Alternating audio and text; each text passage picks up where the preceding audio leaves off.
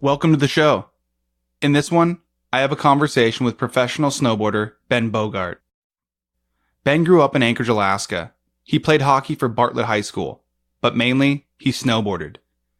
I've known Ben for most of my life, and he's always been a fast learner. So it wasn't long after he started snowboarding that he was getting shots in JB Deuce snowboard and skateboard videos in the 90s and early 2000s. He later became a fixture in the Think Tank films. He credits, among others, Jesse Burtner of Think Tank and Sean Genovese of Dinosaurs Will Die Snowboards for always believing in him. Ben's 36 years old now. He's still snowboarding, still coaching, and still the happy guy he's always been. Okay, time to give the Crude Company men a shout out. These are the people who have subscribed to the Crude Patreon for $50 or more. Trina Duber, Seward Brewing Company, Crystal Liska, Derek Adolph, Blue and Gold Board Shop, Sharon Liska, Carly Mortensen, and Alaska Surf Adventure.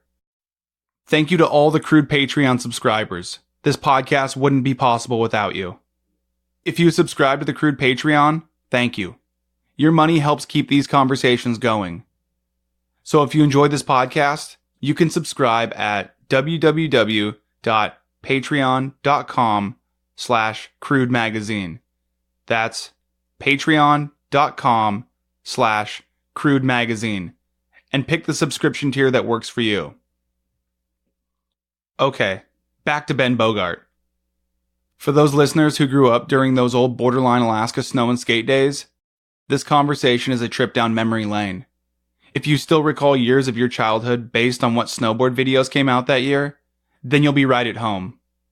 If you weren't a part of that time, then all you really need to know is that those days symbolize a period of great adventuring growth in the Alaska snowboard and skateboard scene.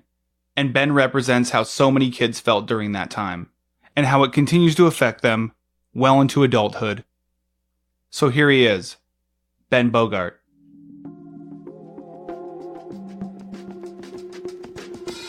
This red light right here, it means we're recording. Okay, fired up. Crude conversations. Listen more than you talk. Go to work. Should I just start recording, Well, yeah. Bogart? As a matter of fact, no, because I'm about to say some. No, I'm just kidding. Yes, of course, yeah. We were just talking about the rated X situations in the lower 48. Now I'm up here in Alaska, and I'm glad to be here. What do you mean the rated X? Oh, it's just everywhere down there, you know. Even in the Salt Lake City district, they have all sorts of massage parlors popping up, you know. Yeah, I didn't know that. So what do you want to talk about? You, man. It's been a long time. No, I'm just joking. That's not how this you works. like got taller, you know. You're all grown up, teaching kids. I'm proud of you. Thanks, man. Sick. I appreciate it. I haven't done an interview in freaking years, so that's ought to be interesting. Yeah, like you were saying, dude, how long has it been since we last hung out? Yeah, I want to say easily over a decade. Easily. Yeah. I mean, even from the days of Think Tank, and whenever we would come up to film and stuff after I moved out to lower 48, Tahoe and whatnot, you'd always link up with us and we'd come back up in like March, and that had to have been at least like 10, 12 years ago. I mean, maybe I might have seen you since then, but I mean, we haven't really ever hung out or anything, and it's sick to have this as an opportunity. It's awesome. Yeah, dude, I'm excited. It's like just hanging out with a homie. It's great, you know. Not even an interview. So, how have you been? Can't complain. Been good. It's been a great last couple years. It's been a great decade. Still snowboarding. Still working with Sean and Jeff at Dinosaurs. Just been kind of at their bay and doing as much as I can to promote those guys.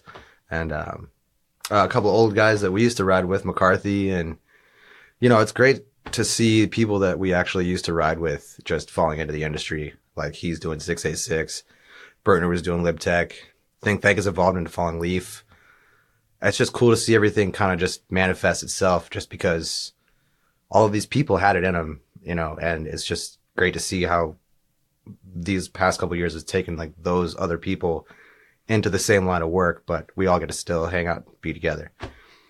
So you still hang out with, you mentioned Pat McCarthy. Yeah. Well, every time I get a chance to, normally I just see him like at the trade shows during business stuff, or if I go up to Washington, I'll see him. But I mean, we don't run into each other that often, but still stay in contact. He hooks me up with gear when he can. And I don't know, it's just cool to have personal relationships with everybody that's just kind of doing it. He's like the marketing manager for 686, which is huge. He hooked up one of the boats on Deadliest Catch. With the whole crew is running 686. No way. On one of the Deadliest Catch ships. I'm not sure which ship it was, or what season, but yeah, it was probably like 3 years back. And so all these guys are out there just getting face shots in the Arctic Sea. 686. And what better place to test your product, I guess. Yeah, exactly. So as I was thinking about how to start this conversation off, I was like, it could go so many different ways. I kept thinking about like, maybe asking you about, what are you doing now? Which we'll get to, Right, yeah. But I was like, eventually wrote this down. I was like, I was really excited about this. I was like, I think this is going to be a fun jump off point. So do you remember taking the bus from Anchorage out to Alaska when we were kids? Absolutely. I remember recording tracks off of the radio onto a cassette and putting it in my Walkman and sitting there on that bumpy road or on that bumpy bus, or waking up early in the morning getting dropped off by our parents. They were just like, all right, here's $15 for food, $22 for a lift ticket, I'm pretty sure is what it was. Okay, yeah. At Alaska. And they would just be like, all right, if you don't get back on the bus, you're going to be in Girdwood tonight. Like, that's what's going to happen. And yeah, you, me, Gus, Sonny, gosh, who else? I mean, just a handful of kids like that couldn't drive, just got cut loose. The last frontier. It's pretty sick, actually. At the Castle on O'Malley, right? Yeah. The Castle on O'Malley. And what was that? Like, uppity. Oh, I think it might have been Peter Glenn. Yeah. Is that what you're talking about? Yeah. But it was cool. The bus. Yeah. The bus was that cool. Whole thing was sick, dude. Yeah, that was like the best. I mean, I don't know if you could probably pull that off right now. I just definitely a lot more like, red tape. Yeah. A lot more red tape for sure. Yeah. But you can still pull that off, I feel like. But yes, I do remember that. And that was an incredible moment for every one of us. We were just like kind of on our own at a pretty young age, I feel like, when we were going out and doing that. And then we would go over to the gullies, God forbid it was good enough snow to go at Christmas shoot. But yeah, it would be a bunch of like young teenage kids cut loose in like a pretty gnarly mountain. Alaska is like it's not like hilltop by any means, but it's cool. Just that concept. And I was actually talking about that with my mom while I was visiting. She was like, "Oh, do you remember going to O'Malley at 7:30 in the morning?" And I was like, "Oh yeah, definitely." It was sick, man. Those were great times. That was so fun. What do you remember most about those days? Oh man, definitely your dad. When we weren't taking the bus, getting rides up from your dad to Alaska. Yeah, it was just, there was like every single seat in the car was full. Your dad wouldn't say much. He was just like, all right, buckle up. We're going to send it. First chair. First tram. Or first tram. Yeah, first chair tram, whichever one would open first. Sometimes they would be bombing North Face before they even, before they could open it. But yeah, I remember, I was super into snowboarding and I still knew you guys, and we were still doing those USASA contests. There's like hand dug half pipe. We were like, this is the greatest thing ever. It was like a 90-degree wall who just smashes our face into it, and we called it a crippler. We didn't even get upside down. And there would be newspaper crews up there, like middle of Alaska, just like videotaping us. And like those news reporters were pretty crazy to be there. But I remember I can't even remember how long it was ago, maybe like 99, I want to say. It was a USASA competition, and it was at the main lodge at Alaska. And we were all hanging out, and I think I might have got like something like I squeaked in at third place or something at a it was a border cross. Yeah, it was a border cross. And I remember the first 3 gates were just all in a row, and it was just directly through a mogul field. And it was like, all right, here's the starting gate. And like, you go 1 gate, 2 gate, 3 gate, and it was all these moguls. And like, it was just 1 out of 4 people would just make it. And at the end of that, everybody was getting the awards and stuff. And I remember your dad coming up and he's like, did you get your Christmas package? And I was like, what? Cause your dad was part of, you know, he's the owner of Boarderline. And I was always, you know, that was the team. Those are the guys. And Yeah. I was just psyched on all that. And I'm like, what do you mean? And he's like, I got out of the car. Come out to the car. And I'm just like walking like nobody else, just me and your dad. Maybe I think Big Mark Thompson might have been walking around somewhere, but He's walking around somewhere. yeah, he's probably in the parking lot doing something. I probably saw him, waved to him, you know, Killer B was out there. Randazzo was just sitting on the chairlift looking back at us in the parking lot, I'm sure. But yeah, I just remember him saying, did you get your Christmas package? And I didn't know what that meant. And then he brought me out to his truck and just gave me like a hoodie and a t-shirt, like a crew one that was all stitched, and a hat. And I showed up on Monday at school, and every single kid was just like, what? Like, You made the team. yeah. And I just didn't even, he's like, I thought you were already on the team. And I just like, I wanted to like ask your dad so bad if there was any like tryouts or something, you know? And he just totally got like, had a box of stuff and was just like, did you get your Christmas package? And I didn't say anything. I was just like, but yeah, I remember that. Your dad riding with you guys at Alaska a bunch. That's what I remember mostly about just the youth part of that section of growing up, I guess. Yeah. But you were a huge part of it. You, Gus, I mean, we were coattailing like D's and Killer B and Randazzo. We were coattailing them pretty hard. So we were like a couple steps behind them before we got anywhere close to where they were. I remember Killer B would have the illest front cork 5s. Yeah. And just dumping them like JP Walker. And I was just like blown away. Like that was the first, like coattailing those guys with you guys was probably some of the biggest memories. And Brady Boy, I always wanted Brady Farr, yes. Yeah. Brady Farr, I always wanted to go, you know, hike up something and build something. He was pretty ambitious too. But yeah, we had a pretty tight crew up here for a long time. Yeah. Mm-hmm. So I guess I remember your dad, Boarderline Alaska, the crew that we rolled with, Diamond Center, just that was another loitering so hard. So like, I don't even know if, I mean, we were the only place that we were allowed to loiter, I'm pretty sure. And Matt Eastman was like, who was the manager of Boarderline at the time. And, he was just so incredible, man. And I remember actually I just applied to work there, and he was like, all right, you got to grip a deck in a minute 30 and you got the job.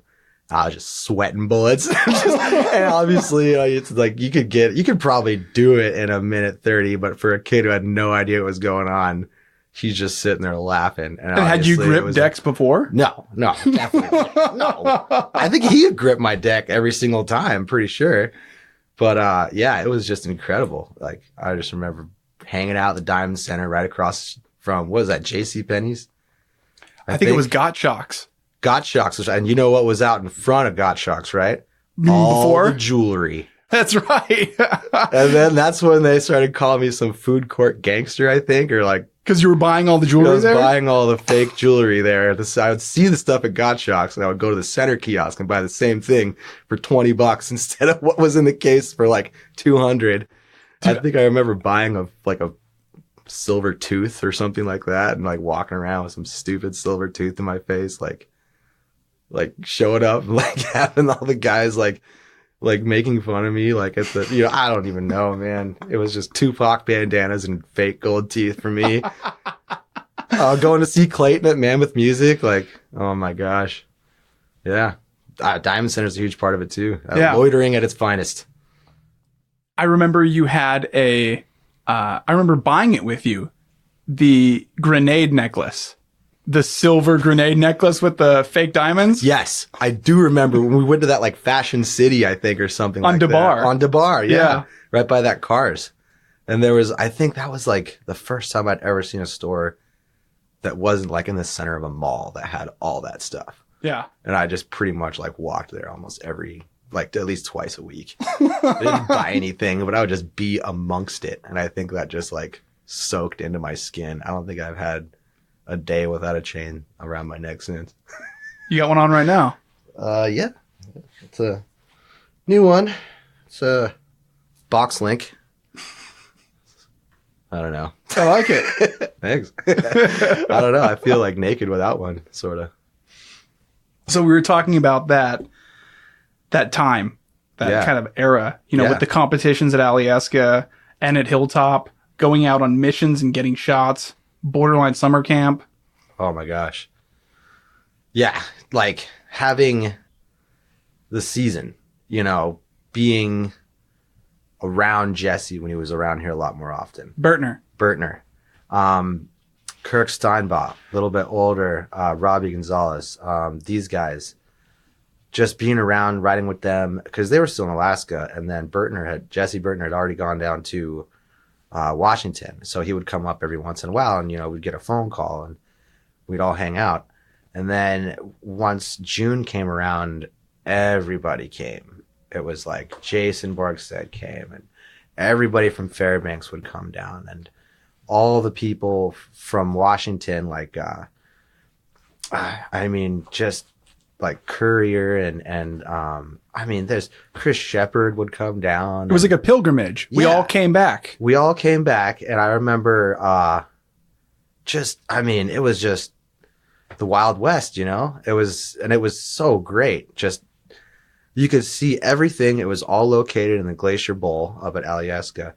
And the snowboard camp was just amazing. We had Mikey LeBlanc up there. We had Scotty Whitlake up there, like Andy Forgash, like Andy Wright, the photographer, all those guys have been up there. Mm-hmm. And I think maybe even Devin Walsh might have came up at some point. But, I may be wrong, but it was just such an incredible thing that it would trickle down and people from the lower 48 would hear about it. And yeah, it was like a Wild West sort of, and we had that Red Bull tent, made it look so official. It was sick.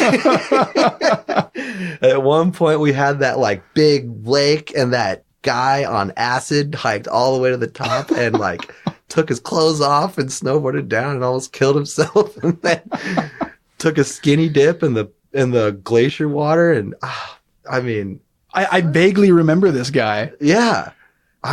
So he just showed up on acid? He showed up, and we don't know if he was or not, but obviously the water's cold and he wasn't feeling a single cent of it. Yeah. So, he was, on another level for sure. But yeah, there was kids. Like I was a kid, and there was kids way younger than me. And, other guys that were helped running the camp, the digger crew. And yeah, we just saw this guy walking around, and we were just like, what's this guy doing? Is he part of camp? Like, we don't recognize him at all. Couldn't see that far. And yeah, for sure, he's just like Billy Goating up there and took all of his clothes off, and it's just the whole camp stopped. And we were just like, we're going to watch this guy die right now. For sure. Because he was at the top of Glacier Bowl. We don't normally go up there. Like, not even during the wintertime. It's like pretty gnarly up there. And he's just cruising. And I can't remember that. The legendary ski patrol guy with the huge white beard and the white mustache, he was just like super nice. I can't even remember his name, but he had been there for years and years. But he was the guy who like sledded him out, like he wasn't hurt or anything, but he had to get him off the mountain. And then that Boarderline was such a great time. It was so good for kids up here because there was not really that much for them to get down to lower 48 and go to those camps. Those things were so expensive, and it was just so cool just having all that stuff there. Having Colton be on the lip of the jump, sucking the Kool-Aid off it. My brother. So we put Kool-Aid. Who he just had his birthday. Yeah. I saw. Just happy birthday, Colton. Back in June. Okay, yeah. Oh, well, I don't know if that's, but he was sucking Kool-Aid off of the big jump because that's what we used when it was flat light to mark off the big jump. And I think I remember Mark Landvik saying, like, Colton, get off the lip. And he just turned around, like, kind of like doggy style. And he's like, no. And we'd have to shut the jump down until he would like be done sucking the Kool-Aid out of the lip of the jump. And it's just, man, it all comes back when you start talking about it. But yeah, those are things you can't forget for sure. I'm trying to remember. I think it was Ashley Call or it was Ryan Sturgeon who blew out their shoulder, and the ski patrol had to go up and get him. Yeah. And I almost want to say it was Ryan Sturgeon. I think it was Ryan, actually. Yeah. I think you're right. And he was coming down, and then they hit some chatter, and then the thing just flipped over. I think it was Ryan, because I remember, because he would not let that go. Because, of course, Ryan, Ashley's kind of like, it's all good, man. Like, Ryan, I'm sure, probably just, he was probably not hyped. But I mean, can you imagine blowing your shoulder out and then being flipped over in the toboggan? Just like through the. I mean, and this isn't even going to be able to cover it. There's no way. I mean, we've got skate park days out there. Lando's hip. Lando's hip. Legendary hip.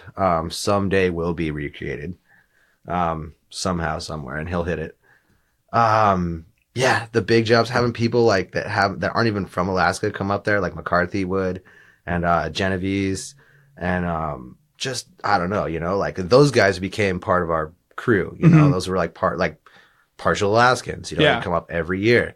And like Sean would be up there, and McCarthy, and just those boys. And then you got Josh Thompson just up there taking photos of all of us, which was really cool. That guy was awesome. And Mike Mole, I remember Mike Mole was the tram operator. Yeah.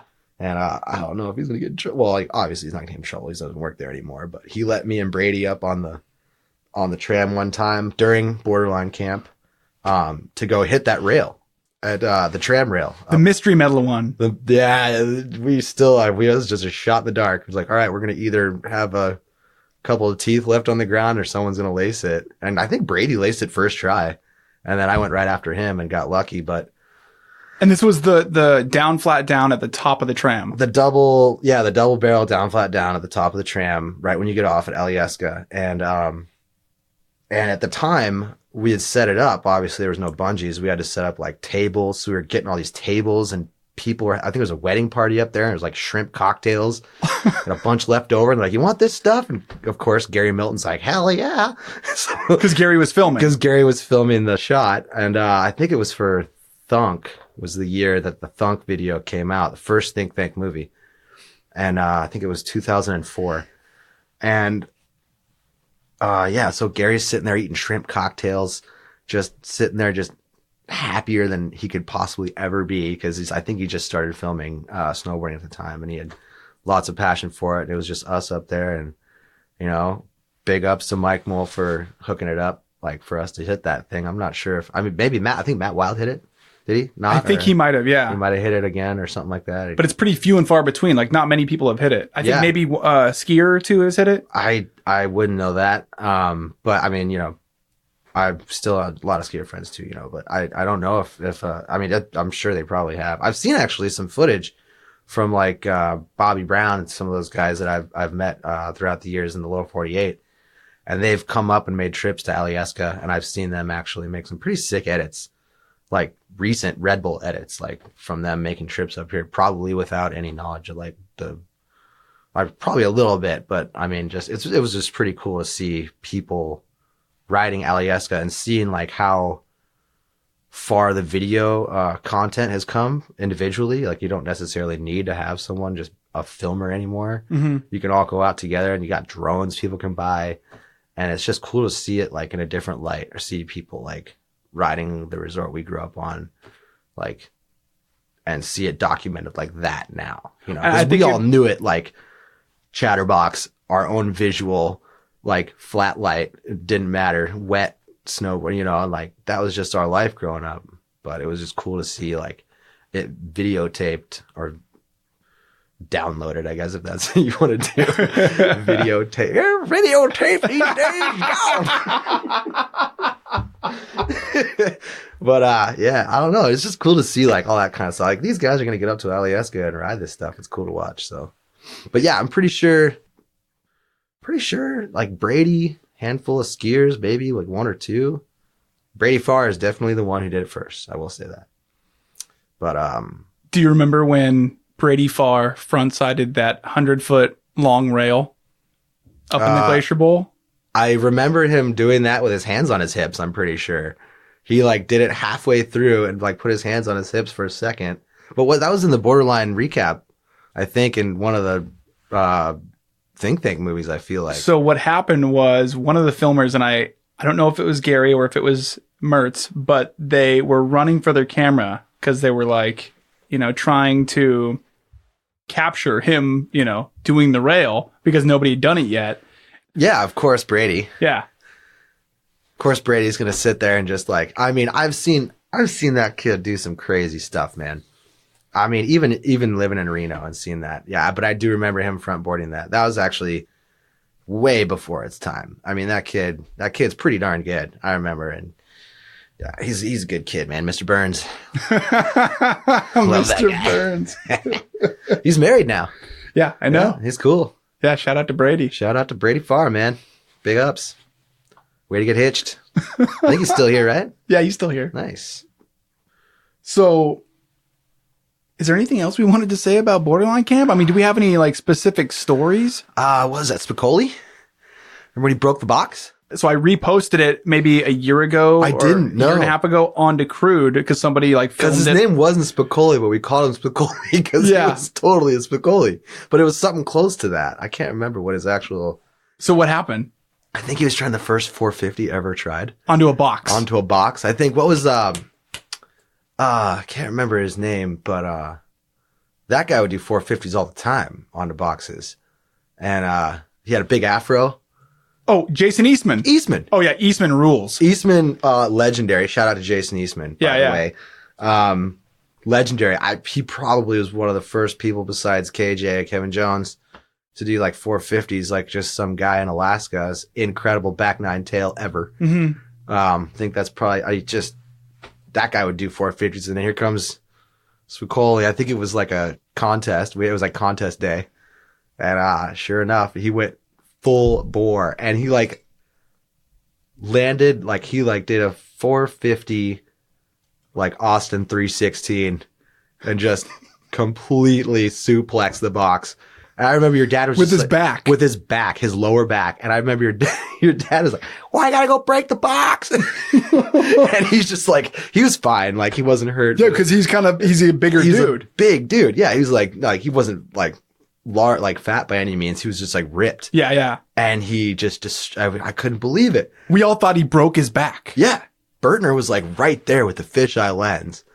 And I think that was 2003. I was seasoned for no reason, or 2002 or something. But yeah, I remember that was, I remember that shot. And that was incredible. That was another Borderline insane moment. You know what I just remembered? And I'm pretty sure this was one of your campers. There was a 2-jump line, right? Yeah. And one was like kind of not a smaller jump, but like say a 50-footer that led to a 70-footer, right? Yeah, the double line. We had 70-foot jumps there. That was fun.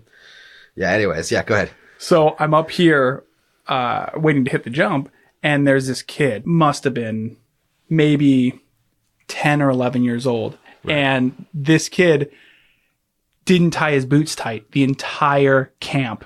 And I remember you would tie his boots. I couldn't take it anymore. And the kid wouldn't do it. He's just like, cause he was just like always ready to not, like, he was like, I don't want to snowboard right now. And he would just take his boots off and walk around barefoot in the snow. And I would have to tie his boots down because I was like, dude, you got to tie your boots, man. You're going to fly out of your board's going to stay on the lip, and you're going to fly off of that thing like a spider monkey, like. And that's basically what happened. Yeah. So he bombs it, and I remember looking at him and I'm like, oh, that's the kid that doesn't tie his boots very tight. And he's pointing it, right? And then he hits the jump and dude, he's taco midair, right? He's already tacoed. And good style if you're a gymnast. Yeah. I mean, in the gym for sure, but not on a glacier. And his boots and his board fly off. So he is board and bootless in the air. Barefoot, and like... he tacos on the knuckle of the jump. Yeah. And everybody, it was one of those moments where everybody in the Glacier Bowl was like, oh. And I'm just sitting there like, yeah, it's my kid. In the same way that Spicoli did the 450 and looked like he broke his back and like died. Yeah. This kid, I still have nightmares about it to this day where I'm like, that kid almost died. And I mean, it happens a lot, you know, like at whatever camp you go to, but that kind of stuff is that stuff you never forget, you know, like, and that happens anywhere you go. It's just cool to have a catalyst to be able to take like all these kids. And it was such a great place to have everybody come together. It was just like cool to have everybody, like I was saying earlier, it was just really cool to have, and everybody was looking forward to that time of year. Everybody was looking forward to, okay, June 1st coming up, you know, like, and it was like, I remember we had RVs at one point. Your dad had rented like 3 RVs, and that was like where the older kids would stay with Jesse, Burtner, and like, and then it was just such a, like a Wild West type of lifestyle, which was like, it just made us kids like grow up and like be, like, I remember Jake trying to get, I remember Jake got me once, My brother, right? Your brother. Got me with a habanero pepper. Yeah. Got me with a habanero pepper. It was like I think I just got my license and I had this little green Subaru. And I think it was like 11 o'clock or like 12 o'clock in the morning or whatever. And I had to snowboard the next day, obviously. But he got me with a habanero or jalapeno challenge. It was a habanero. Habanero challenge. Yeah. And I drank a vanilla Coke because I thought that would help. Yeah. And I puked it all up, and I could never drink a single vanilla Coke ever again. I drove out to Bird Creek campsite and just curled up in a ball on the back of I didn't want anybody to see me. And I don't even know if anybody really knows about this, but you went and hid because you felt so bad. Yeah, I went and like an ostrich, stuck my head in the sand out in Bird Creek and just stayed there overnight. Made it on time the next morning, but I didn't sleep that entire night. That's for sure. I remember that. I remember, cause I wouldn't get out of bed. Jesse would duct tape me he's like, all right, if you're not going to go cause he was my coach before I started working there. He's like, all right, if you're not going to go snowboard, you're going to stay right here for the whole day. And he would duct tape me to the bed in my sleeping bag. So I couldn't get out of the bed.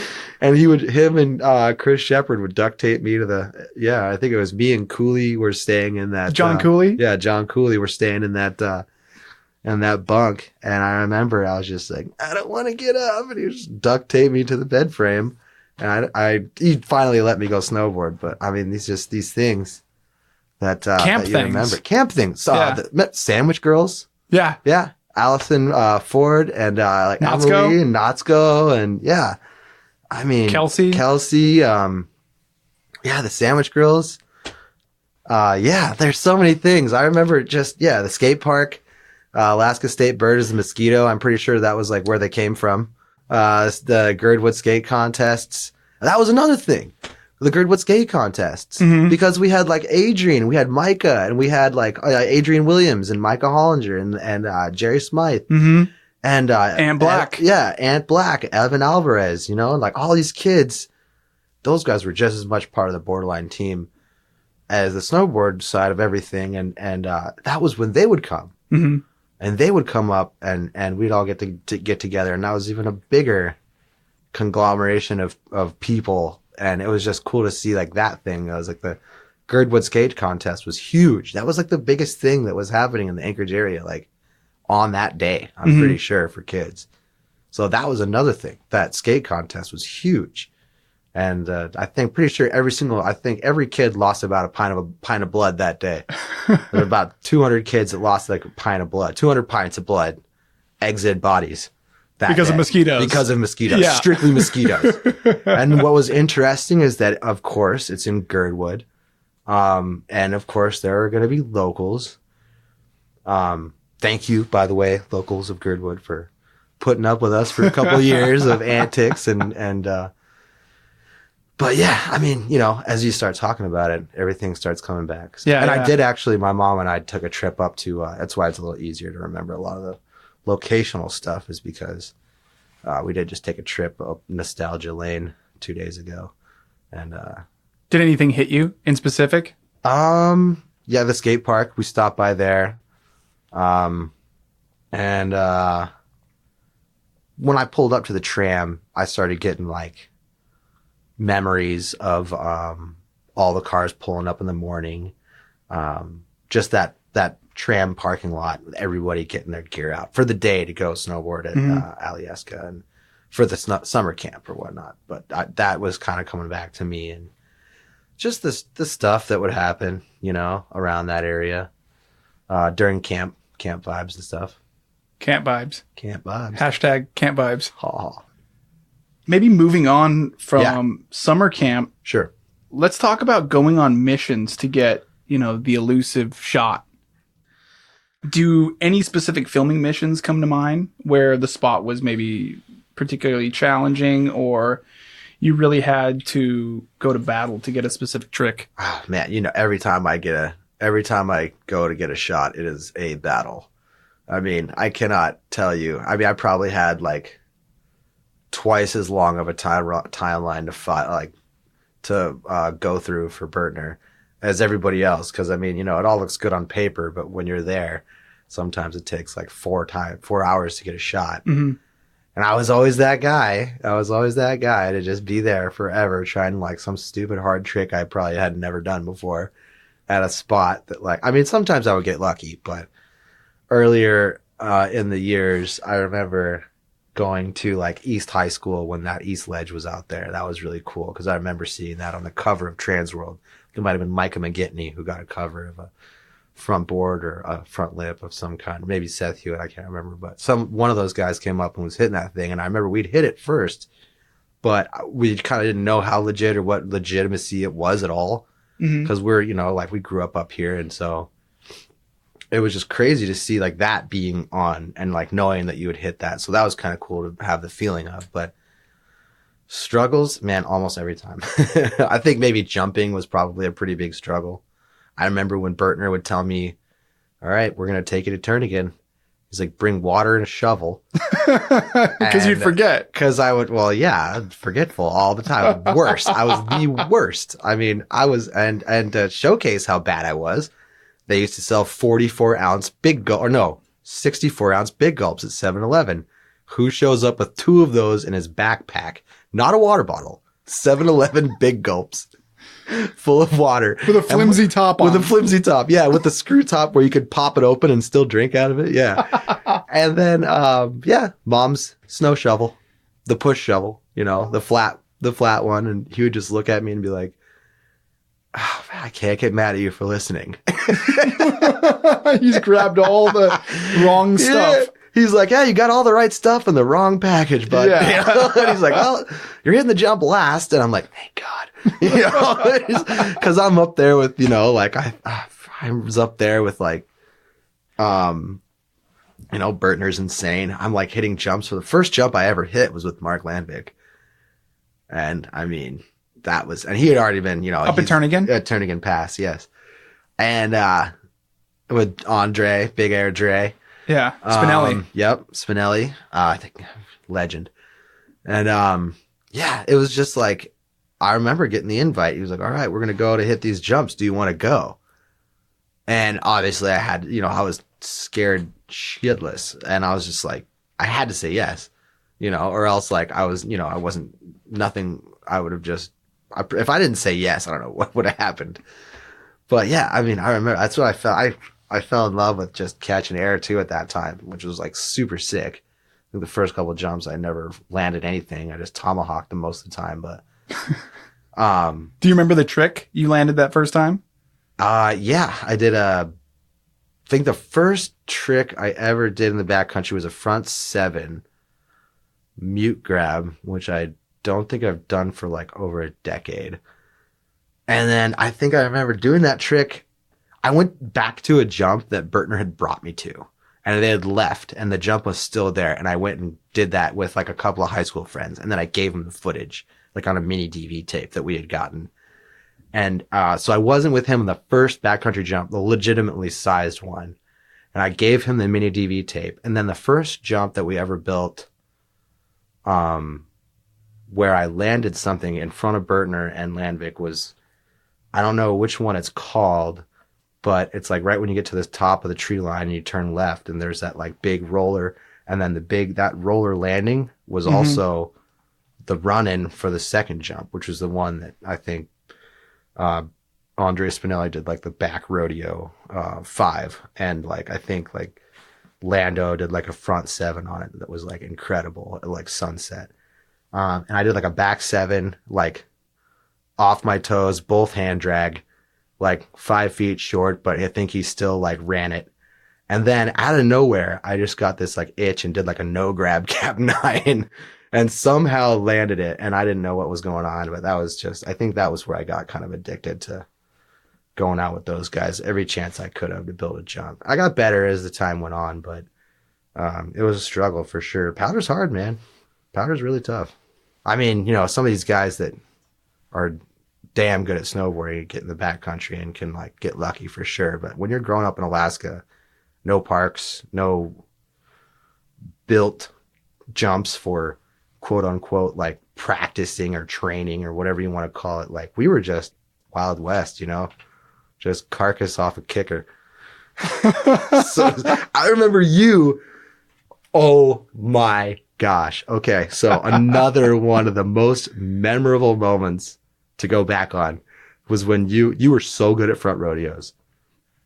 And I remember you had the white and red West Beach jacket on. Oh, this was a long time ago. Oh yeah. And you did a front rodeo and it was like, I think Horseshoe was roped off and we had like tried to make the jump juiced so you could go over the rope and you totally front rodeoed under the rope and just took the whole thing with you. I think I remember that. And you just, and it was so sick though. You were so good at front rodeos. And I just remember you doing it so perfect. And then I just see that rope go right under your nose. Just like, no. And it was like plunk, plunk, plunk, plunk, plunk. Like all the bamboo just kept, oh man, that was like that was another huge memory of mine. Cause you were damn good at that trick. I'll tell you what. I remember, I'm not sure if you were with us. I mean, it's hard to keep track of who was with who. Yeah. Cause they all blend together. But I remember, Sonny Forshee was always really good at backside rodeos. Oh yeah. He was like the first one. I think I can remember him and Draper. And he was like, didn't even tell us, like dropped in from this point. We were stopping before we hit South Face. And we were hitting it kind of high because if you go fast, you can go far. And it was a POW day.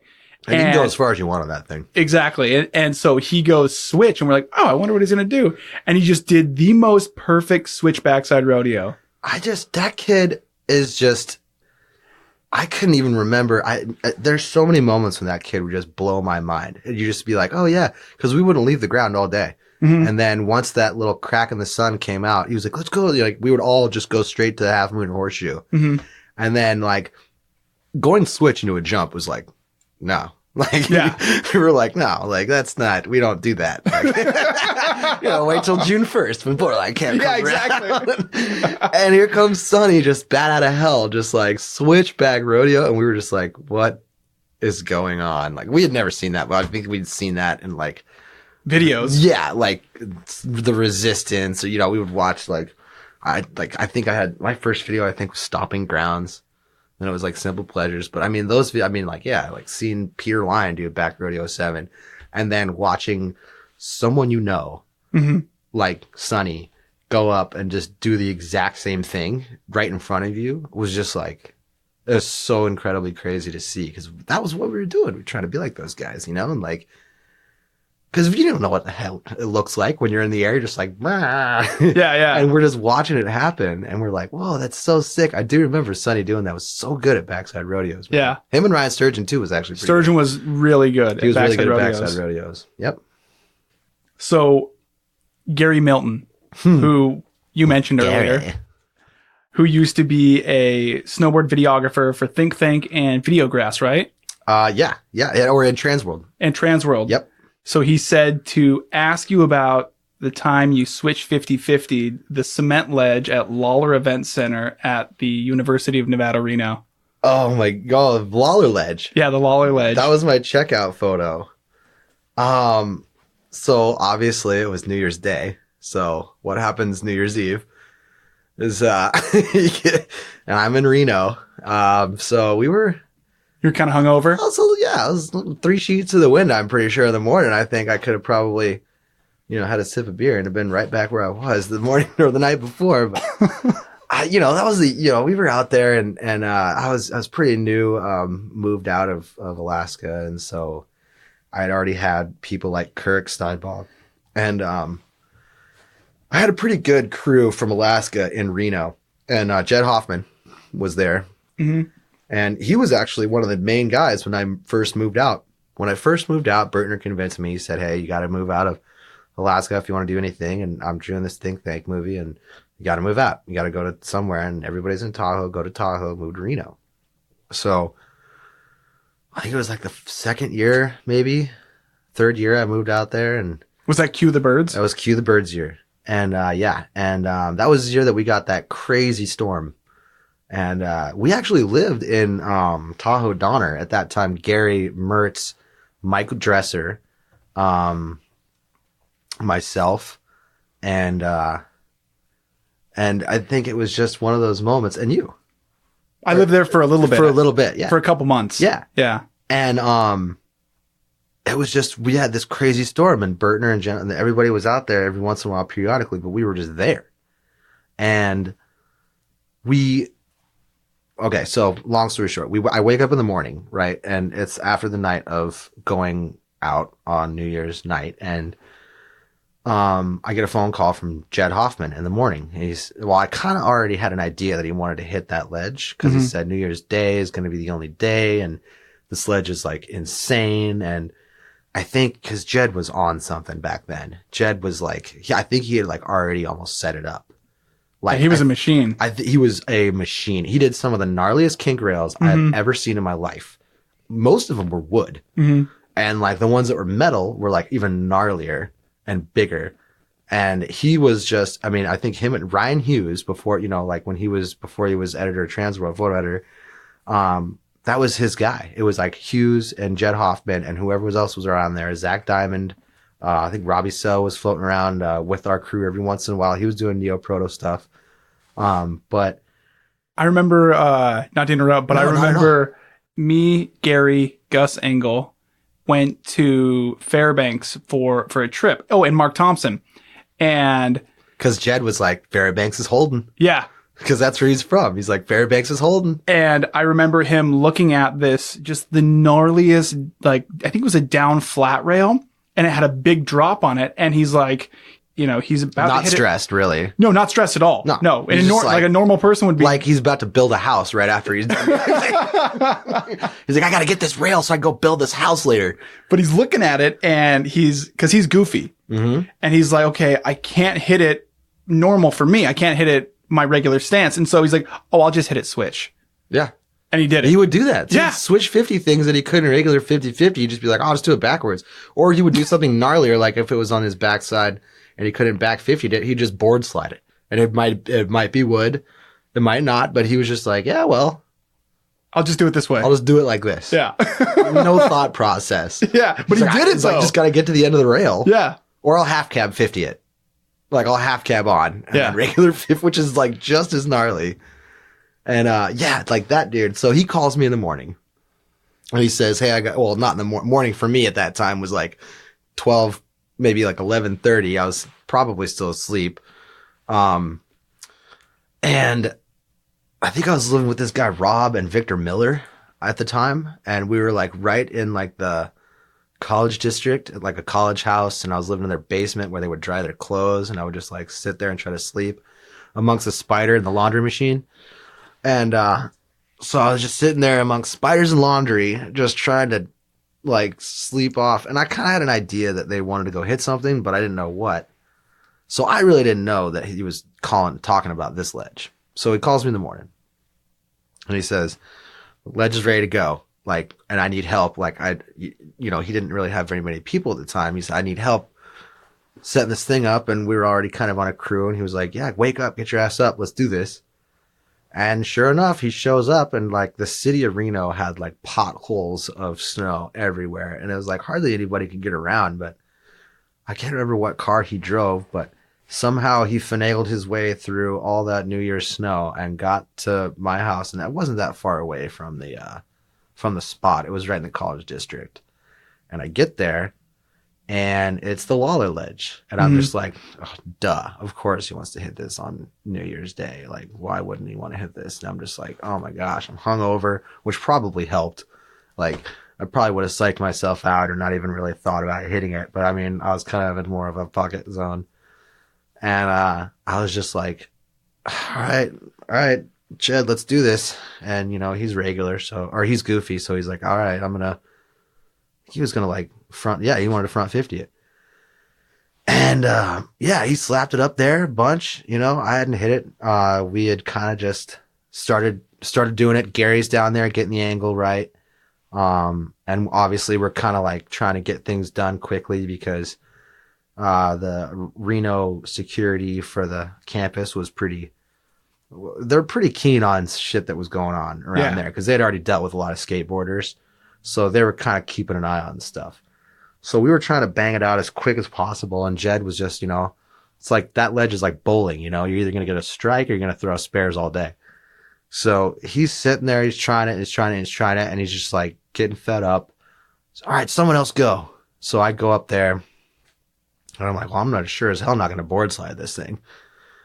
So Jed's like, dude, just switch 50. Like Jed mentality. Yeah. And I'm just like, fuck. All right, fuck it.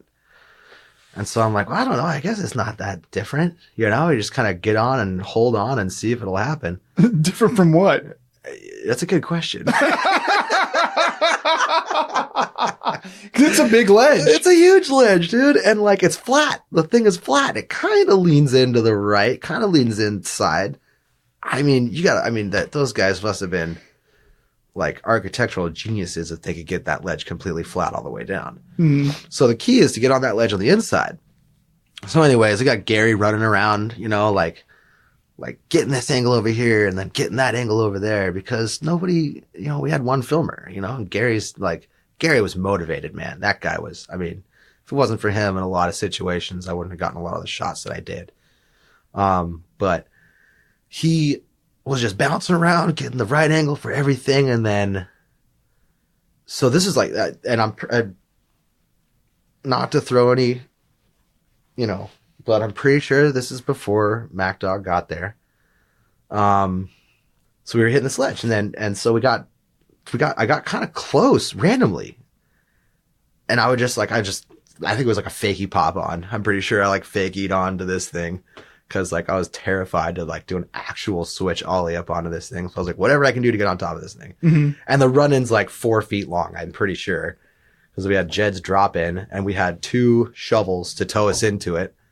So we didn't have anything but like a drop in and like 4 feet of distance before we jump onto this thing. And so it's tight. It's tight, real tight. Like, and we're trying to be inconspicuous. So we got like, I can't remember who else. Maybe Roger Post, I think, was probably with us.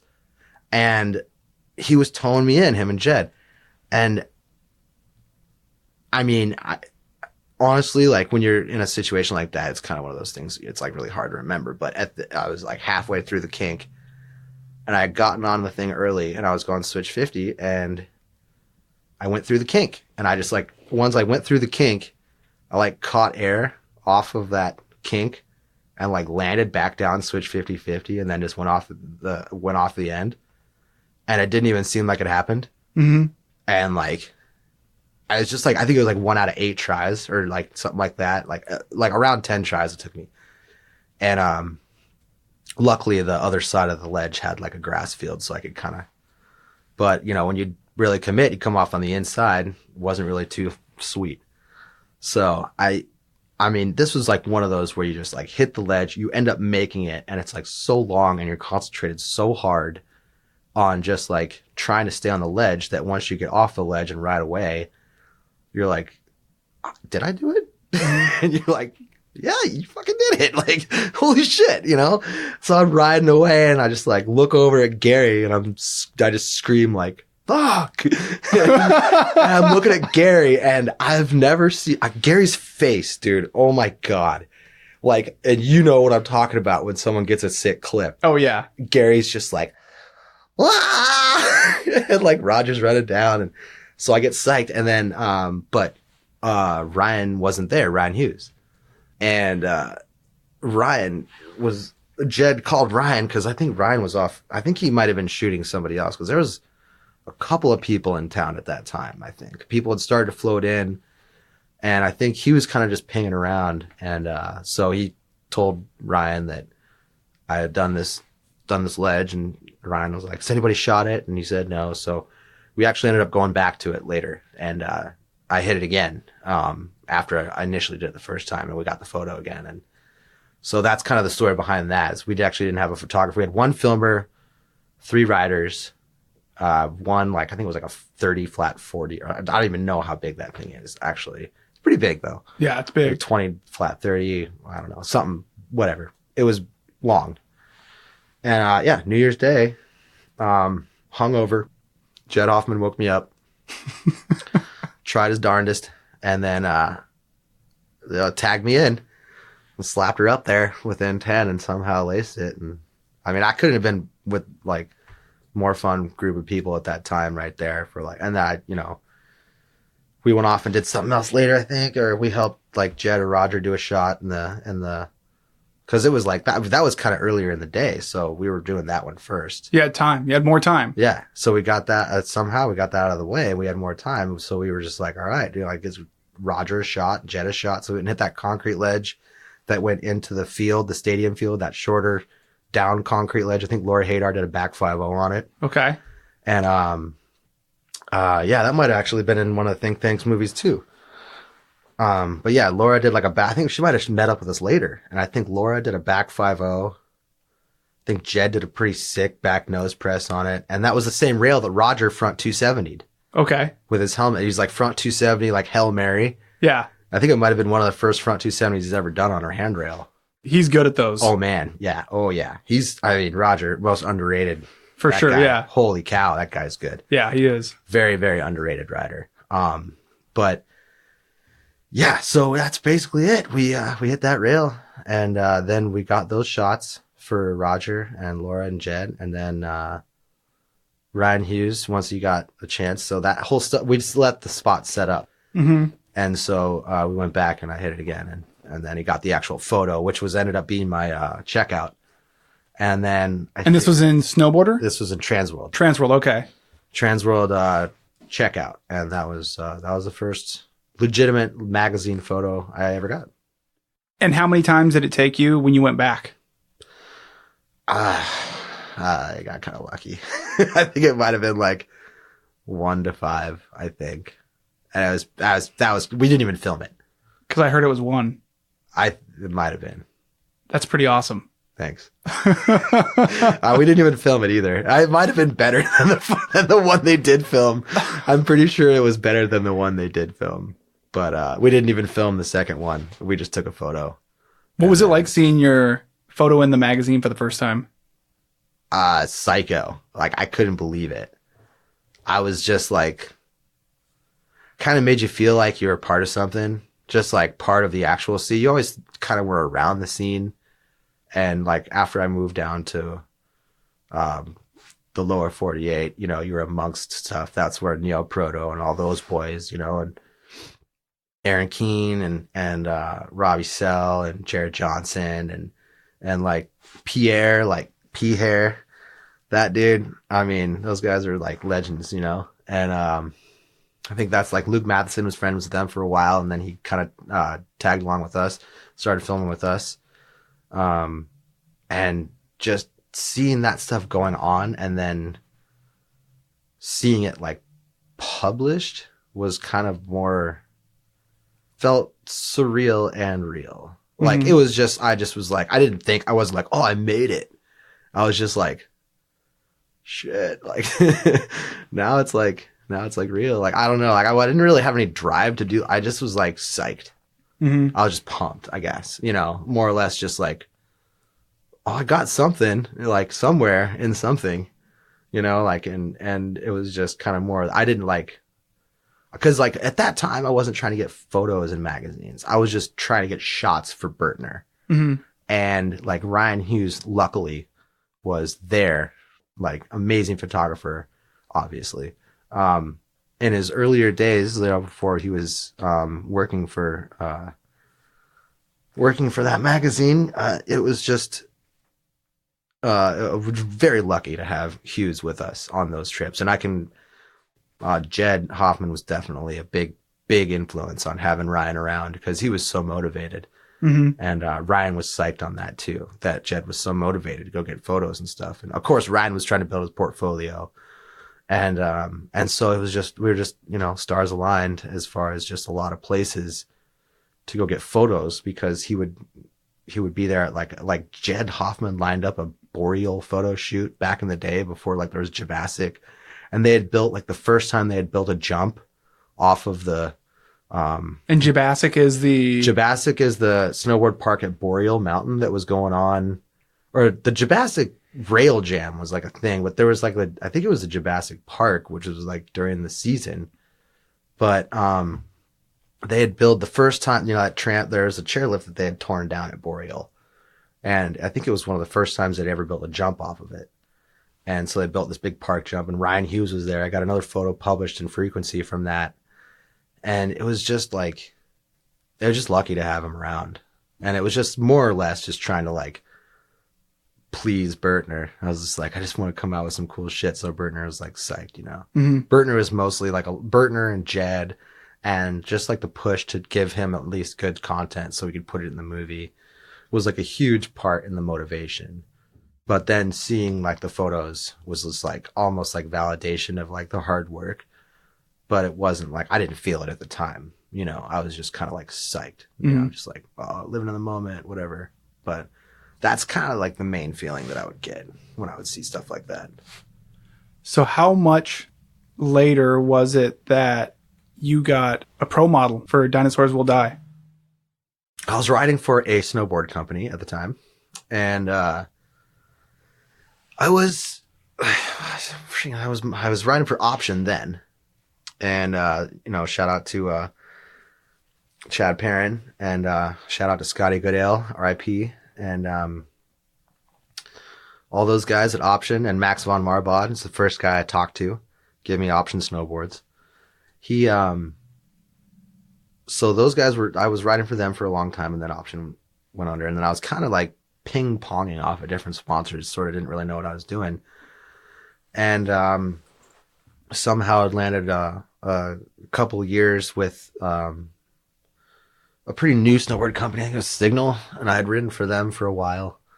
It was like 3 years or something like that. And Granger, I think, actually hooked me up. Austin Granger put me in plug with the one of the guys that was running. I think Matt Hammer was part of it too, which was pretty amazing because we used to see Matt Hammer in like standard movies, and he was like kind of a goat. Yeah, you know, like a little like, you know, he was, you know, of religious sides of things, you know, not necessarily like parallel to our sort of lifestyle, but he was still like an incredible snowboarder.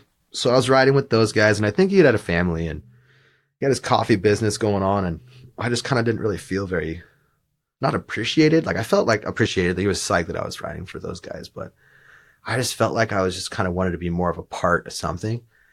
And I was at snowboard camp at High Cascade 1 year, and I was like halfway through the summer, and I just like, I was like, my time to snowboard, I think it was like after 1, and us coaches got a chance to go snowboarding, and I was just like, what the fuck am I doing riding for this company? I have like one of my best friends that owns a snowboard company. What am I doing? Like, what am I striving for here? Sean Genovese. Yeah, Sean Genovese. Yeah. And Jeff Keenan. And I'm like, what am I, like, I don't know. It's a grown-up moment, kind of, I guess. So very few and far between with me. So, so I had this like moment where I was just like, what the? And I literally got off the mountain. I was like, what am I doing, dude? Like, what? And I was like, well, if I quit Signal now, I won't have any outerwear. So I'm kind of screwed because Signal was pretty much everything. They had boards, bindings, or boards, boots, and I think I had like hand-me-down Granger bindings. Mm-hmm. And so they had boards. I don't know, they didn't have boots. They had boards and outerwear. And their outerwear was pretty sick. It was like from the same guy who designed Planet Earth. Oh, okay. Okay. So Signal outerwear was off the same design of Planet Earth, which was like Matt Hammer's buddy because he used to ride for Planet Earth in Division 23, I believe, or I can't remember, but I think that's correct. And so I just was like, I called Sean that night, or like when I got off the mountain. I think I had like a Cobra dog and I had a stomach ache or something, and Cobra dog calmed it down, and I was all nervous, and I didn't even call Signal and tell them I quit. I called him later after I actually did. So I basically just called Sean, and I was just like, hey, I'm basically like fed up with what I'm doing, and I don't know why, but I just kind of told him that feeling that I had. Mm-hmm. And I told him I wanted to ride dinos, and I said I wanted to ride dinosaurs for the rest of my life, and there's nothing else I want to do. And so he said, are you serious? And I was like, well, yeah, I'm dead ass serious, like as dead as it can be. Like, I'm sick and tired of like chasing the rabbit down the hole. And I was just like, I don't know why I didn't think of this earlier, but I have a good friend that has a snowboard company, and I don't know why I didn't even think about riding for you, or even just like riding one of your boards, I think is what I was trying to do. Mm-hmm. Cause I was just like, if I'm going to ride for somebody and just like not get what I'd rather ride one of my friends' boards. And so he sent me a board, got there in 2 weeks, and I started riding dinos halfway through summer camp of, I think, 2007, 2008. Okay. And then that fall, Sean was like, we want you to film some stuff for a preseason edit. And so I was like, okay, cool. So we had this thing called the Bone Zone up at Brighton for a while. Not at Brighton at the moment, but we had a little spot called the Bone Zone that myself, Ted Borland, Sean Black, Alex Andrews, a handful of other people, Parker Duke, Blake Geis, who are now parts of Dinos. We were all in Utah at the time, and we all kind of had this like conglomeration of rails and like log jumps and all sorts of things up there as a preseason spot. So he asked me to film this like little intro because they were going to do like a movie or an intro like edit for the trade show for SIA. And so I filmed a bunch of stuff with Mike Morgan, who is from here. So I filmed a bunch of stuff with him, and he gave all the footage to Sean. And then I show up at the trade show in January, and the video isn't of everybody. It's just me. And it's like an edit. And I'm just like, well, maybe it's like, well, like, oh yeah, we've got this guy riding for us now. Mm-hmm. And so after it ended, I'm in the crowd with everybody else, like, and the booth is there, and, I'm not really like necessarily a part of anything. I'm just like there to say what up to the boys. And they told me that they were going to premiere their like little video that they had made, and that I would have some shots in it. And it was just all me. And then he just pulled the board out. I think I peed a little bit, and for sure, he pulled the board out, and it was your pro model. It was my pro model snowboard with my name on it, and it had a skull and a diamond, and it was like all old English. And he was like telling me like, "What's your favorite band?" Like a long time ago, and I was telling him like Bone Thugs and Harmony is like my shit, like that was like what I was down for. Like me and Steinbach would just listen to that on repeat. Mm-hmm.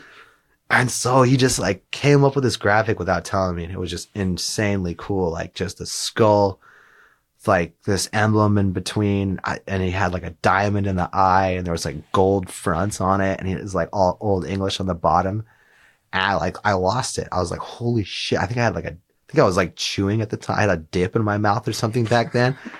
And I had to go up. I had this like can of dip spit like in a Mountain Dew bottle, a fat chaw.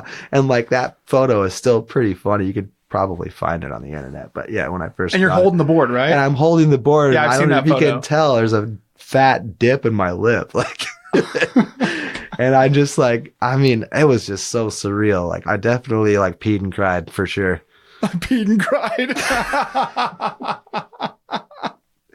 It was a very pee and cry moment for me. And then I guess since then, I mean, I couldn't be happier. I couldn't be happier. And do you still have a pro model that comes out? I do, yes. Thankfully, they're still throwing me in the dryer, you know? You know, like making sure that I'm not dry yet, you know, so still got a little juice left. So, yeah, dude, they're still hooking me up. Me and so I had another board that came out the year after that, because Sean said he wanted to continue the line, and him and I kind of created that second pro model, which was like based off the Benjamin Franklin, and I still want to incorporate the skull and the gold teeth and whatnot, and kind of play off the board before, and so that's how that sort of started. And every single snowboard that has came out of mine has had something from the snowboard previously before. So it's kind of like a timeline, sort of, so to speak, so you can kind of get, like, the newest one has, or the one that's for sale now is like the one with the turtle, and it has all of the old board graphics in the treasure chest. Really? At the bottom, yeah. So every single snowboard, like, has a little bit of the previous model, like, encompassed in it. So it's kind of like, not really a series, but right now, I just released the 8th one that I've had so far. So, and actually, I should say after the one that Sean and I designed, I ended up having a meeting with Big Mike, Mike Gonzalez, who's Zeech Man. And we started talking about graphic design and stuff. And he was like, I really want to do a board for dinos. And I'm like, well, you should do mine, dude. Like, your shit's sick. And he's like, oh, I'm down. And I was like, I think we're at Bear Mountain. And I was like, it was like, we were just on the lift, and I was like, dude, my favorite drink is like 40 and OJ, dude, for sure. He's like, we should do a brass monkey. And I was like, dude, let's do this. And we kind of came up with a concept, and it was like the little monkey with the cymbals, and we just put 40s in his hands, and then just went like rough draft after rough draft after rough draft. And then that's where my legacy with, not legacy, but that's where my start with Zeech Man, Big Mike, that's where that started from. And then he's done my graphic ever since. And so from that board, the very first one that he designed, the brass monkey, we brought that back this year. Mm-hmm. And so this year, the brass monkey is back on my snowboard. And I can't really tell you the exact concept yet, but I mean, you can check the Instagram plug. Got a photo on there. It's pretty sick, dude. But yeah, we brought back the brass monkey. I kind of had a concept of Big Ben, the clock from the one in London. So I don't know, it's just kind of a lot of stuff going on. I wanted to incorporate like time, like, you know, there's only so much you got, so you might as well use what you got while you can. And then bringing back some of the old graphics and stuff like that. So everything that has come from the beginning has had a little bit to do with the next board. Builds on each other. Builds on each other is sort of the concept, yeah.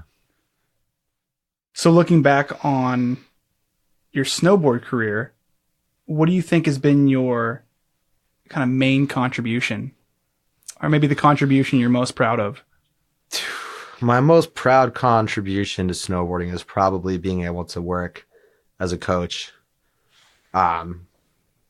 Just working at High Cascade every summer, I think, like, really lets you see. I mean, it goes the same thing with being a teacher, you know, being a scholastic teacher and like, and just the normal world of kids, you know, because kids are our future. And it's incredible to be able to impact somebody, you know, on a physical, mental level. Even though you only get these kids for 10 days, you know, 8 days of snowboarding.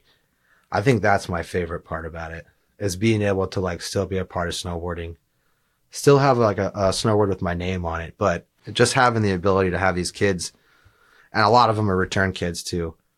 But I don't know, just being able to be at Hood, or, you know, to be in a coaching environment is really cool. And then, of course, you know, the bonuses to snowboarding during the winter and stuff is awesome too. But, you know, still as a kid, at heart, I still look forward to the summers, you know, even though if it's like a session or if it's for the whole summer, it's still really cool. So, and you still do that? Yeah, I do.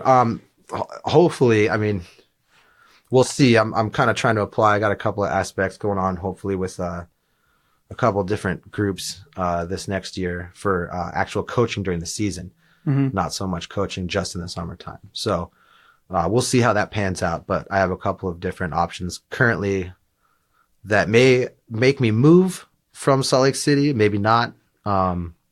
There's a couple things going on in Utah as well as far as camp development is concerned that I've been striving for. So I don't know. I think that's probably something that's really interesting to me. And that's probably one of the biggest things I think I've taken from snowboarding is just to be able to still do it physically at 36 and also to be able to impact and teach kids at the same time who are made of jelly beans and elastic. So, I mean, just like you said, with that kid launching out of his damn boots and tomahawking and tacoing on that lip, and he just gets up with a mouthful of snow. He's like, "Where's the sandwiches?" You're just like, all right, yeah, you're gonna be fine. Do you think that that's a new outlook on your snowboard career, or do you think that it's developed over time? I say it's definitely developed. It's developed because, I mean, you know, when we're young and hungry, you're still trying to like get the shot, do that thing. And I still definitely am. And it's definitely not hard to pull that trigger. It's not hard to muster up that not confidence, but it's not hard to muster up the old, you know, start the engine and get it going. Like that kind of mental process for me isn't tough, but the ability to teach kids has like just grown more and more throughout the years. I just like, I don't know, as you get older, you start to like realize how important it is to impact these kids' lives. And now I also realize why Jesse Burtner did that for me as well. Bring me up and help me with his company and think tank and having these people like myself and Kirk Steinbaugh and Darian Draper and yourself and Gus and Gus Engel and like all these people like Gus, amazing kid, man. Yeah. Like, oh my God. Like, and to see what he's doing now is so incredible.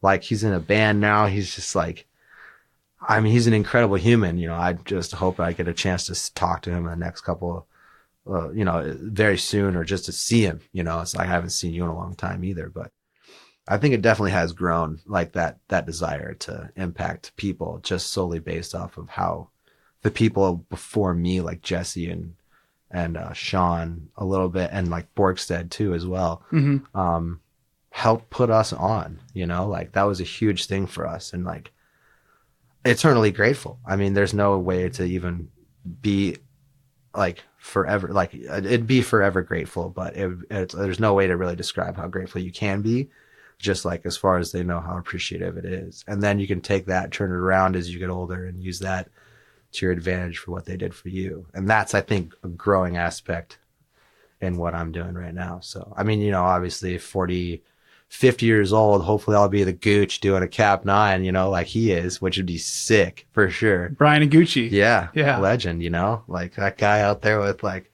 I mean, he's got people like T Rice up there still like rubbing his legs, getting warmed up for like those kickers, you know. It's like it's cool to like have that kind of youth around you. It keeps you young, you know. And with people like Brian Iguchi and people like just to kind of like connect that, not necessarily, I've never met the guy, you know, like all these years of being around snowboarding, I've never met the guy, but just to kind of like collaborate with the fact that he has always had that kind of mentality and always had that desire, and whoever else is willing to share that desire with him, he's like an open book. And it's like cool that he's created these like relationships with these people, and it does keep you young. And I think that coaching kids has kept me young too. So I just picked up my phone and Madison Blackley. Oh yeah. What's up, Mads? Asks the story of sticking his hand in a deep fryer.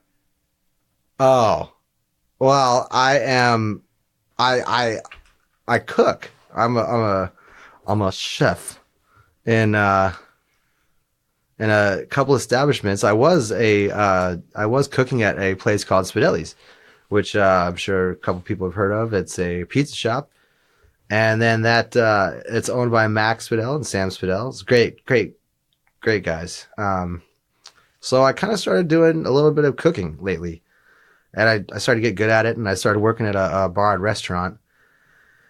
And, you know, you just get carried away so much. Like, I think on the aspect of just working in a fast-paced environment is kind of like snowboarding at the same time. You're just kind of concentrated on what's going on directly in front of you.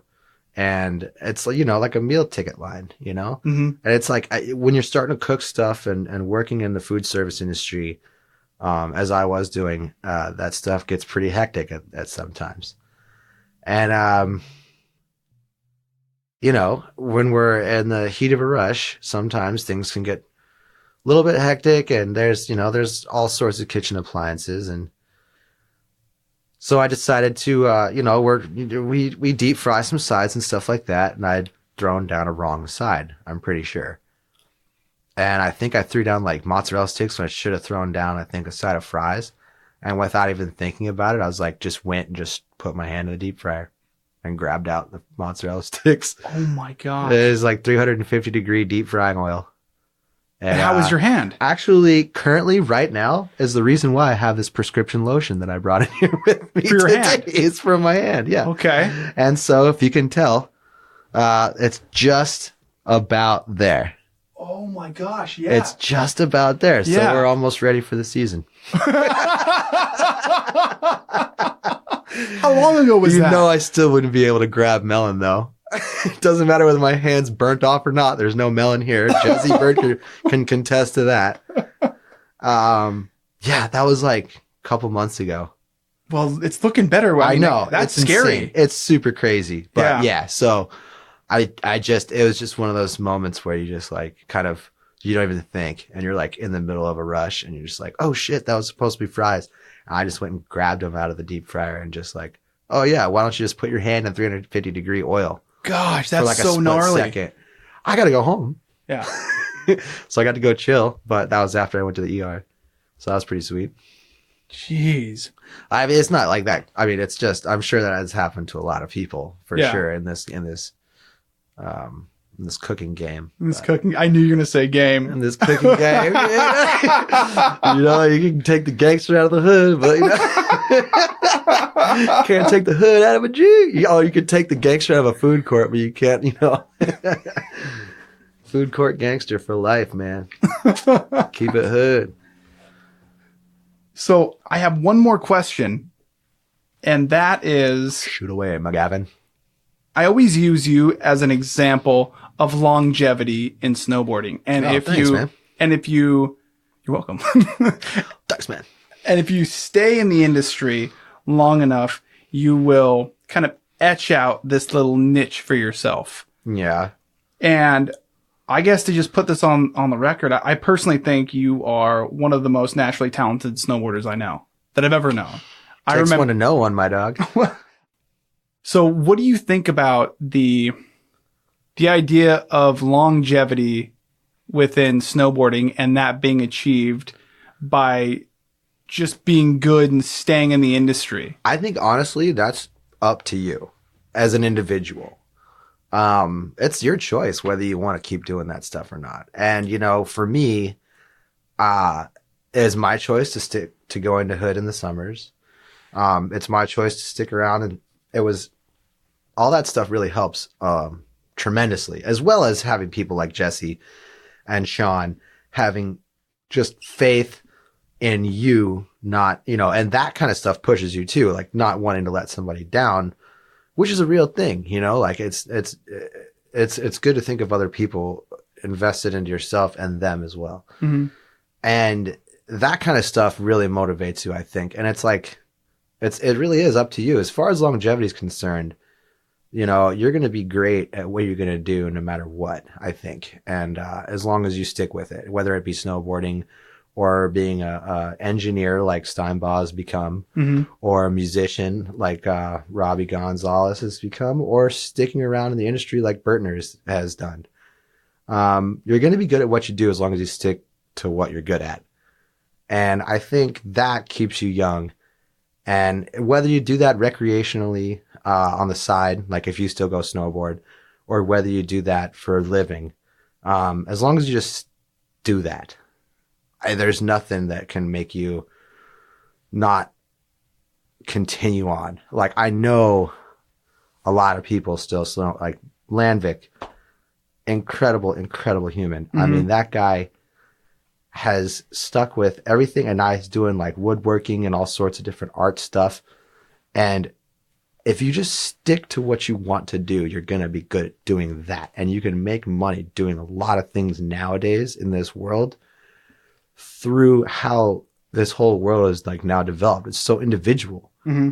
Like I was saying earlier, you can film yourself now, you know, you can make your own business. You can do a lot of stuff on your own that a lot of people don't realize you can do because they may be a little bit younger, and that may just be something that they were born into. And so it's harder for them to see that they can be their own individual. And I think that it's really important to take that into consideration when you're doing something, because you literally have free marketing at your fingertips. Like, whereas you never had that kind of thing before. Like, we had to wait for videos to come out. You have videos coming out instantaneously now, or you had to look for a marketing firm to contract out to help you with your company. Now you can just market it yourself. So as long as people understand that the social media thing, and I embrace it. I think it's great. I think it can get overwhelming sometimes. I think it can get oversaturated sometimes, but I also see the good in it as well. I think like that alone can help you in longevity in whatever you decide to do, as long as you want to do that. And just don't forget about, you know, what you used to do as a kid. You know, like if you used to play golf as a kid and now you're a, you know, underwater basket weaver, go hit a couple, you know, go hit a couple drives at the thing, you know? Yeah. You know, don't hold your breath for too long. Go to Top Golf or something, you know? Go to Top Golf. Yeah, who knows? Maybe you'll crank one out and Shooter McGavin will see you and put you on his tour. Maybe he'll make 10 Cup too. Who knows? You know, I'm just saying. It's just, you know, you just can't forget about your roots. And a lot of people that I have stayed in contact with haven't. And I think that's helped me a tremendous amount, because you don't want to like, you just don't want to get caught up in stuff that just doesn't matter. And a lot of stuff doesn't matter, but and a lot of that stuff that doesn't matter, you still pay attention to involuntarily. But, and that's okay too. But, it's just important, I think, just to remember and just to feed off each other. Don't lose your friends. Don't lose the people that care about you the most, because if you care about somebody else and they care about you back, you guys are going to help each other succeed. And I think that creates longevity as well. And I think just having friends and having family, and no matter how long or how short it's been that you've seen them, to keep that connection alive. Like, I guarantee you I haven't seen Dre in over like 12 years or 13 years, and it'd just go right back to the same kind of thing that we're doing right now. Yeah. And it's just that kind of stuff you just can't forget. I think that creates longevity, is just to not dwell or think on the past, just like remember where you came from, what you do, what you enjoy to do. And don't forget about what you enjoy to do, regardless of what you're doing now. You can always go back and do whatever you want, but it may not make you money, but it'll bring you happiness. And as long as you have some way to sustain yourself, like you have to nowadays, you got to pay rent, you got to pay bills. I get that.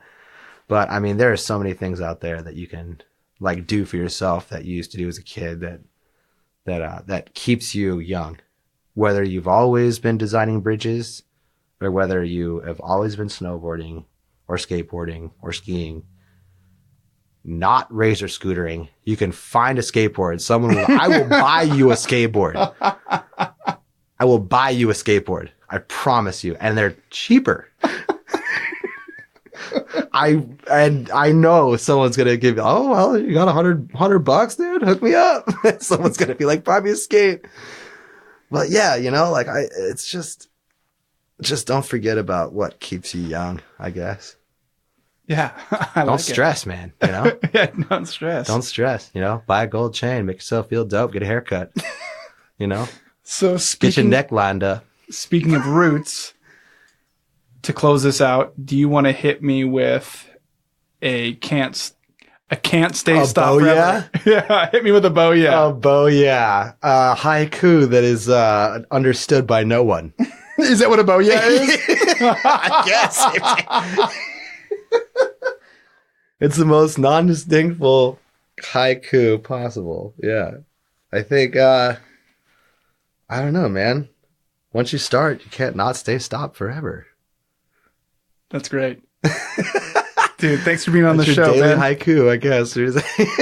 Yeah. Thank you for having me, Code Man. Love you, bud. Love you too.